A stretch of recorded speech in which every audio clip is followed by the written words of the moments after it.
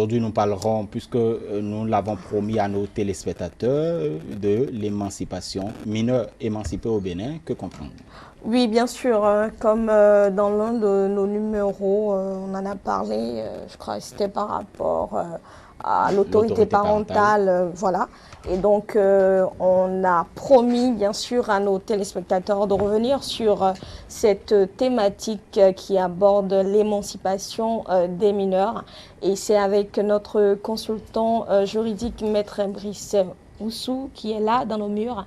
Maître Brice Oussou, bonsoir. Bonsoir Ariane. Vous allez très bien? Très bien Ariane. Ok. Alors comme je le disais tantôt, mineurs émancipés, c'est de ça, il s'agit ce jour dans ce numéro de l'œil du juriste.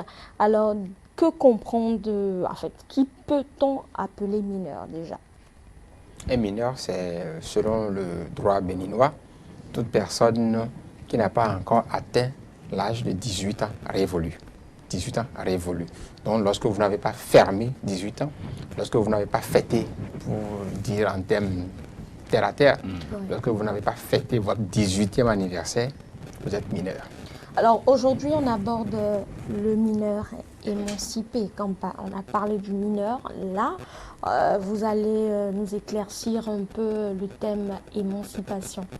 Alors, comme vous le dites, je vous l'ai dit une fois sur ce plateau, les expressions juridiques parfois se définissent d'elles-mêmes. Lorsque vous dites mineur émancipé, si vous cherchez, alors même que vous n'êtes pas forcément juriste, l'explication de l'expression se retrouve dans l'expression, je vais dire de l'expression.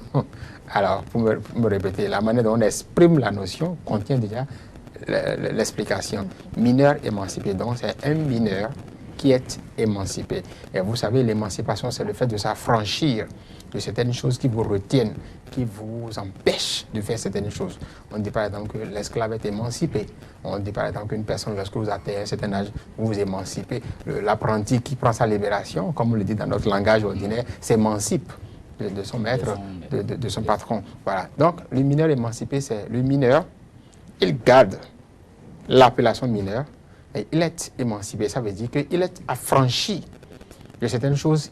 On lui donne la possibilité désormais de faire certaines choses, de poser certains actes que ne peuvent pas poser en principe une personne qui est toujours mineure, c'est-à-dire une personne qui n'a pas fêté son 18e anniversaire. Parce que, comme je le dis, il faut avoir bouclé, il faut avoir atteint l'âge de 18 ans révolu pour avoir le titre de majeur. Lorsque vous dépassez la minorité, vous entrez dans la majorité. Voilà. Donc, pour être un peu plus simple, je pourrais vous dire deux dispositions de la loi portant code des personnes et de la famille en République du Bénin qui dispose, article 535, le mineur non marié peut être émancipé lorsqu'il a atteint au moins l'âge de 16 ans révolu. Mais la disposition que je voulais vous donner, c'est l'article 537. Le mineur émancipé est capable, comme un majeur, de tous les actes de la vie civile. Le mineur émancipé, c'est cette disposition qui vous permet de comparer le mineur au mineur émancipé et de comparer le mineur émancipé au majeur. Voilà, vous voyez donc que le mineur émancipé, c'est celui-là qui est encore mineur du point de vue de l'âge, mais qui juridiquement, on lui donne la possibilité d'être capable, c'est-à-dire celui qui a la capacité, il a la capacité, ce qu'on appelle la capacité juridique, celui-là qui peut poser des actes de la vie civile. Exemple, disposer d'un bien. Disposer d'un bien, pour le dire en langage ordinaire, la possibilité de sortir un bien de son patrimoine, c'est-à-dire vendre le bien, le donner. Voilà deux exemples d'actes de disposition. Le mineur émancipé peut accomplir ces actes de la vie civile, à savoir disposer d'un bien. Lorsque vous êtes mineur, vous ne pouvez pas. Ariane, lorsque par exemple votre père vous lègue sa voiture, alors que peut-être il vient de décéder, vous ne pouvez pas, par vous-même, vendre cette voiture. Si par exemple, vous avez un immeuble que votre père vous a donné, je suppose donné, de son vivant, il a acheté une vingtaine de parcelles, ça se fait. Un parent qui achète une parcelle, il met le nom de l'enfant. Ça suppose quoi? La parcelle est pour l'enfant. Parce que ce n'est pas dans le patrimoine du père. Alors, donc, vous êtes propriétaire de cet immeuble. Bon, je ne dis pas qu'elle est mineur, hein. C'est un Oui, exemple tout que à je fait. donne. C'est une illustration. Bon, voilà. Et quand on la voit, Bon, Ah non, ah non, ah non, non, non. Loin de moi, cas. loin de moi toute idée de la considérer comme une mineure. Ah oui. Bon, voilà. Donc, je suppose que vous êtes encore mineur. Vous avez un immeuble qui porte votre nom, donc votre propriété qui est dans votre patrimoine. Mais lorsque vous n'avez pas atteint l'âge de 18 ans, vous ne pouvez pas disposer de cet immeuble. Vous ne pouvez pas le vendre. Toute vente que vous opérez sur cet immeuble est considérée comme n'avoir jamais existé. Celui qui achète n'a rien acheté parce que la signature que vous avez apposée sur cet acte juridique qui est la vente, l'acte de vente de l'immeuble, cette signature est nulle et non avenue. Elle n'existe pas. On considère que vous n'avez jamais rien vendu parce que le législateur estime qu'avant d'avoir atteint 18 ans, vous ne pouvez pas consentir valablement. Donc, les principales conditions de fond qu'il faut, les principales conditions de fond qu'il faut pour qu'un contrat soit valable, et l'une de ces conditions principales étant la capacité à consentir, on estime que lorsque vous êtes mineur, vous n'avez pas de consentement qui vaille. Donc, vous n'avez valablement pas pu vendre, vous n'avez valablement pas pu consentir à vendre cet immeuble. Alors, donc, pour revenir à ce que nous disions, le mineur, c'est celui qui n'est pas capable de posséder les actes de la vie civile. Mais le mineur émancipé, c'est celui-là qui, pour résumer, on va dire, du point de vue de l'âge, est toujours mineur, et du point de vue juridique, a atteint la pleine capacité juridique. Évidemment, il y a quelques exceptions au niveau des possibilités que la loi lui offre. Il a la possibilité de faire presque tout, sauf une ou deux petites choses qu'il ne peut pas faire. Et qu'on va revenir... si vous le permettez. Bien sûr. Alors, comment on arrive là? Comment devient-on mineur émancipé? Ce sont, par exemple, certaines circonstances, situations de la vie qui amènent le mineur ou les parents à vouloir qu'un mineur s'émancipe ou on émancipe le mineur. Un exemple. Vous devez vous marier. Il peut arriver une circonstance où on estime que, bon, ben, il faut qu'on marie, enfin, cet enfant veut se marier, ou bien il faut qu'on le marie. On a fait son consentement, bien évidemment.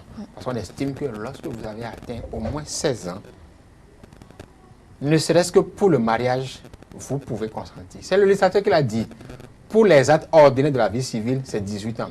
Mais on estime que pour le mariage, une personne peut physiologiquement déjà être apte à concevoir, s'il s'agit d'une femme, ou être physiologiquement apte à avoir des relations avec une femme et faire d'elle une femme enceinte. On estime qu'un homme, déjà à 16 ans, peut physiologiquement donner naissance à un autre. On estime que physiologiquement, à 16 ans, une femme peut déjà être capable de donner naissance à une autre personne. Donc, ce sont ces considérations physiologiques qui ont amené le législateur au regard de ce qui est ordinairement de nos réalités.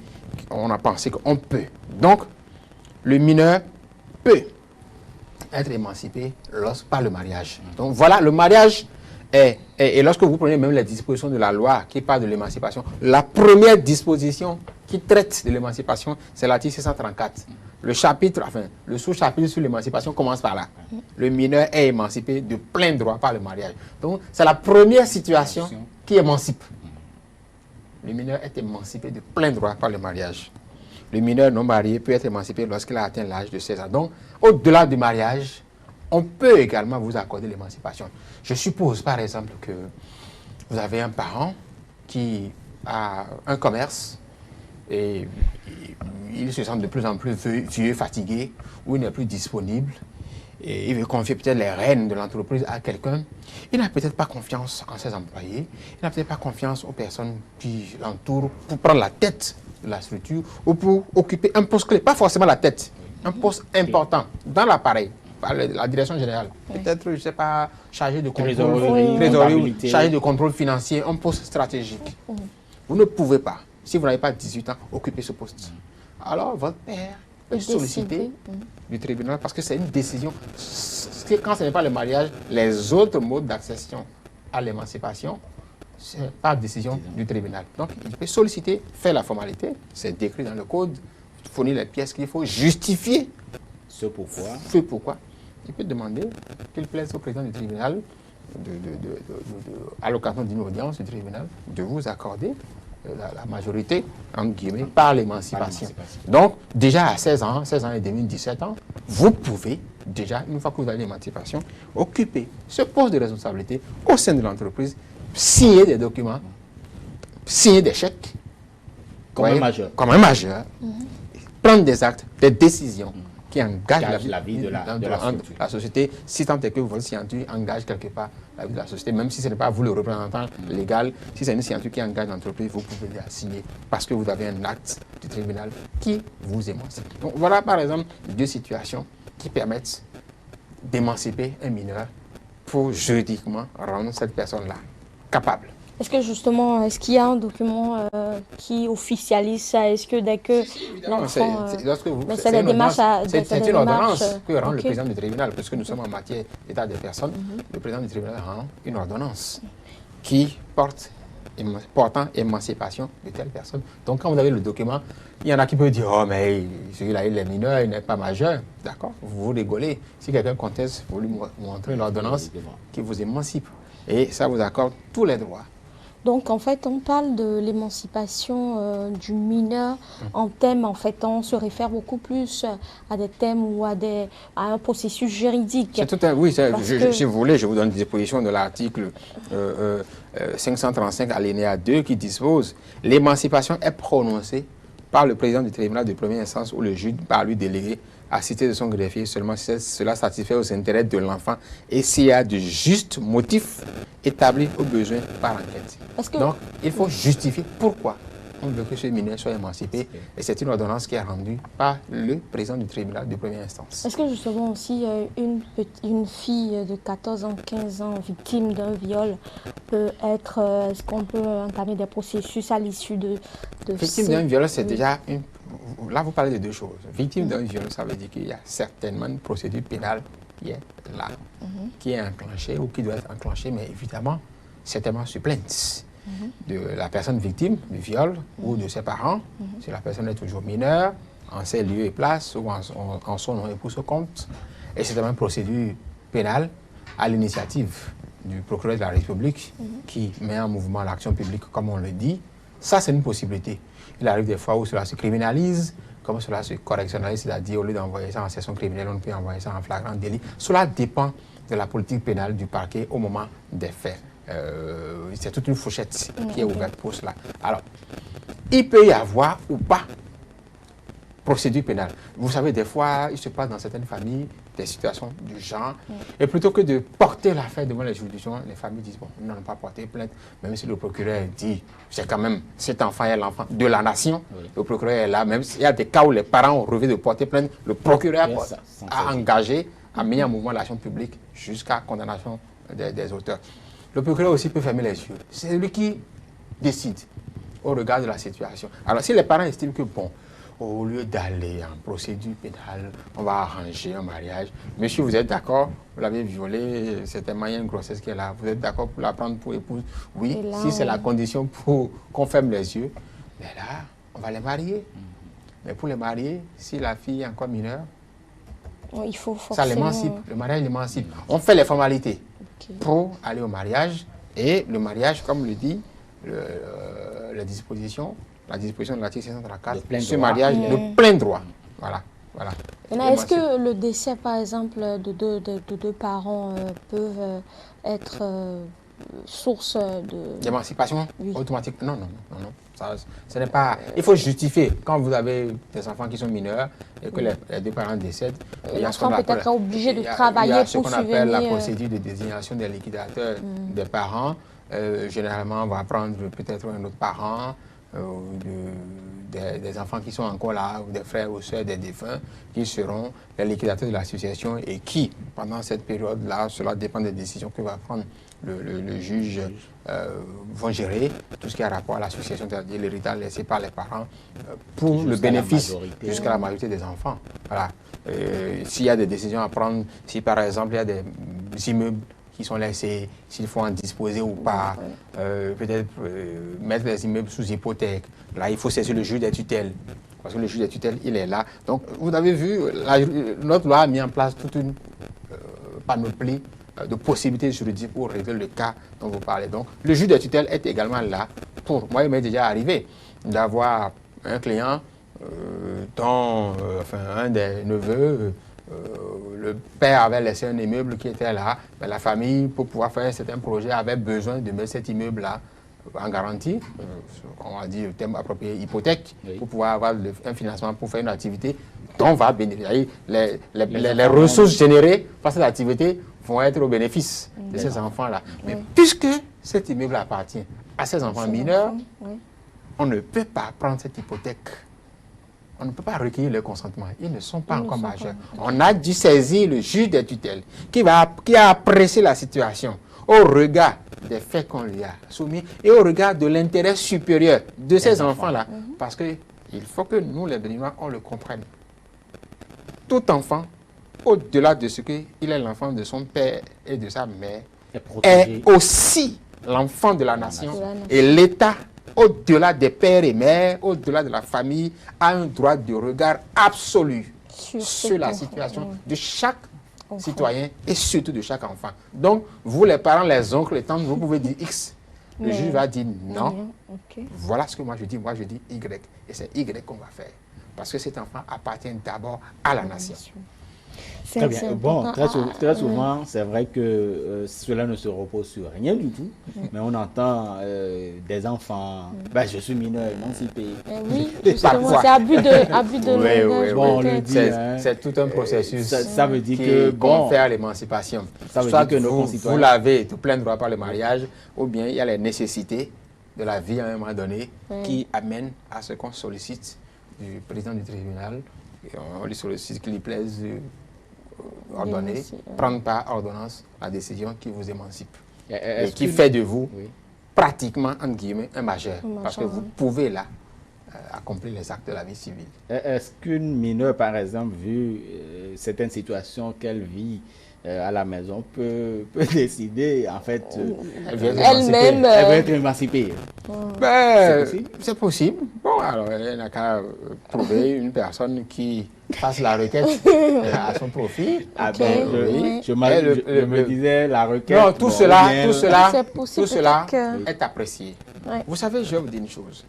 Même toutes les fois où il y a un divorce, où il faut chercher la garde de l'enfant, lequel des deux parents, le père ou la mère, aura la garde de l'enfant, le juge apprécie toujours. Ce qui est important, ce ne sont pas les querelles. Parfois, c'est la mère qui veut prendre les enfants et les garder juste pour faire mal au père. Parfois, c'est le père qui dit non, c'est moi qui vais garder. Elle veut se séparer de moi, mais elle n'aura pas la garde de mes enfants. Je vais lui prendre les enfants et les garder parce que je vais lui faire mal. Elle n'aura pas les enfants, elle n'aura pas la chaleur de ses enfants avec elle en permanence parce que je vais lui faire mal. Le juge ne regarde pas tout cela.